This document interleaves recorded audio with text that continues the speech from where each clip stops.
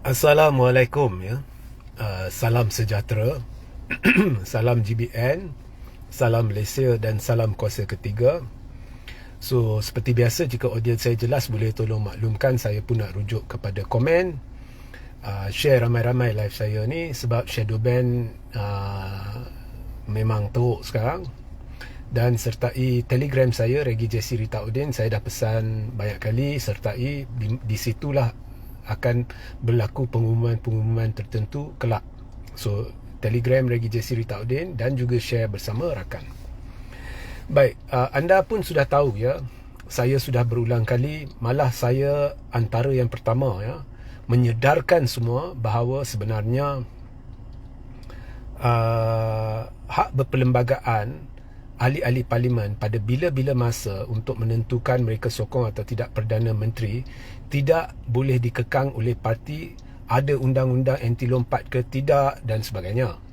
Okay, alright. So ada dua soalan menarik yang ditanya kepada saya. Now, soalan pertama adalah, Anwar hari ini buat kenyataan. So Anwar ada terlibat dalam satu majlis berkenaan dengan AI lah, Artificial Intelligence dan sebagainya. So dia berucap di sana. Okay. Tetapi dalam event yang tak ada kaitan langsung dengan politik, tak ada kaitan langsung dengan majoriti dan sebagainya, kita masih duk dengar Anwar meratip isu kestabilan dan temberang. Temberang tang mana? Tang dia, bila dia sebut langkah Dubai, dia sebut isu-isu berkaitan dengan majoriti kan. Mungkin pemberita tanya dia ke apa kan. Berdasarkan laporan media depa, media kerajaan atau arus perdana, Anwar duk beri persepsi ini semua adalah benda yang ditimbulkan pembangkang.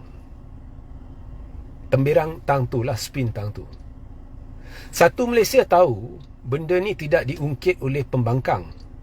Benda ni adalah satu rekaan menerusi satu laporan yang low class oleh JCOM. Tanpa sebarang bukti. Memang cerita kita heran macam mana ianya boleh dibawa menerusi media arus perdana. Macam mana satu agensi kerajaan yang dibiayai menggunakan dana rakyat boleh muntahkan cerita dongeng, cerita berdasarkan perkhabaran dikatakan dan sebagainya.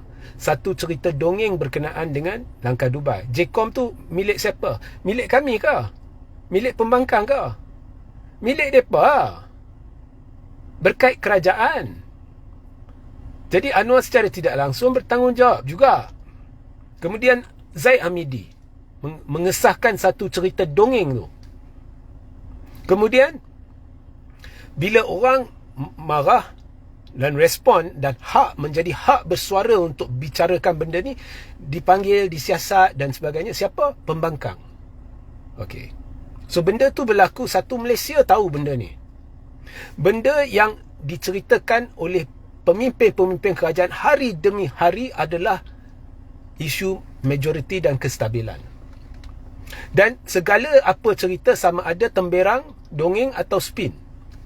Contohnya MP tak boleh buat macam ni, macam tu. Semuanya mereka dalcakan perlembagaan. Semua penjelasan pemimpin, semuanya auta. Dan hari demi hari mereka ratip. Tapi Anwar dalam satu event sampai hari ini, yang tak ada kaitan dengan politik, yang tak ada kaitan dengan kerajaan, dalam event tu pun dia duk temberang. Oh, dia memberi gambaran ni semua pembangkang yang timbulkan. Bukan pembangkang, kerajaan yang timbulkan. Maknanya kerajaan cemas, pembangkang tenangnya. Tenangnya. Semuanya tenang. Semalam saya beri cabaran kepada Anwar. Kita tahu perangai Anwar. Dari dulu lagi sejarah membuktikannya. Dia ada sesuatu, dia akan buktikan. Kalau dia ada majoriti, dia dah lama buktikan. Jadi pembangkang tenang, korang yang cemas. Jadi saya cabar Anwar, kalau dah cemas sangat, akhiri polemik ini, buat sidang media, panggil 111 je ahli parlimen, berdiri belakang, setiap seorang sebut sokong. Jadi termasuk Anwar 112, habis cerita. Dia tak buat. Tapi dia duk ratip benda tu, dia duk tuding kat pembangkang, kemudian beritahu pemberita atau beritahu audien ke saya tak tahu, tapi menurut laporan media arus perdana dia beritahu dia tidak indahkan benda ni sebab pembangkang dia tidak percaya pembangkang akan buat usul percaya ke tidak percaya. Maknanya gambarannya pembangkang ni memang tidak ada majoriti. Weh, pembangkang tenang, korang yang cemas. Jadi tak payah tunggu pembangkang buat usul. Saya dah beritahu Perdana Menteri ada kuasa untuk arahkan speaker untuk buat sidang khas dan boleh buat usul. Korang boleh buat usul. Buatlah usul di Parlimen Jumaat ni. So, temberang dia orang tak habis-habis lagi. Saya cuma nak beritahu benda ni. Kalau tak boleh buktikan, tunggu dan lihat. Saya pun nak tunggu dan lihat. Saya pun tak boleh beri jaminan. Saya pun nak tahu. Saya nak tahu sebab saya dia orang trigger saya untuk nak tahu. Siapa trigger? Dia orang lah. Perdana Menteri, TPM, agensi depa, bukan pembangkang. Depa yang trigger. Depa trigger rakyat, kemudian depa nak hukum rakyat. Nak siasat depa ni, siasat depa tu. Depa yang trigger. Jadi saya pun nak tunggu dan lihat. Jadi kita sama-sama tunggu dan lihatlah dalam masa terdekat apa yang akan terjadi. Tak payah nak pergi satu event AI, depa jemput Perdana Menteri kat situ pun duk ratib benda tu. Kenapa tak boleh fokus kat kerja? Hari tu beritahu reporter, saya tak nak layan. Ya, saya tak nak layan bila ditanya, saya ada kerja. Tapi hari ni duk ratib. Apa cerita dia? Kadang-kadang kata nak buat kerja, kadang-kadang pergi event, duk ratib benda tu. Jadi tak payah buat kerja. Memang aku ikhlas, aku beritahu buat kerja. Kita tunggu dan lihat. Saya pun nak lihat. Ramai nak lihat. Tunggu dan lihat. Dalam masa terdekat kita akan tahu who has the majority. Tapi saya dah beritahu kepada Anwar, kalau korang yang cemas, buat sidang media esok. Hari ni tak buat pun, panggil 111 MP di belakang, setiap seorang sahut, sokong. Takkan 111 MP tak boleh cari dalam satu kerajaan yang kononnya ada 152 MP yang sokong?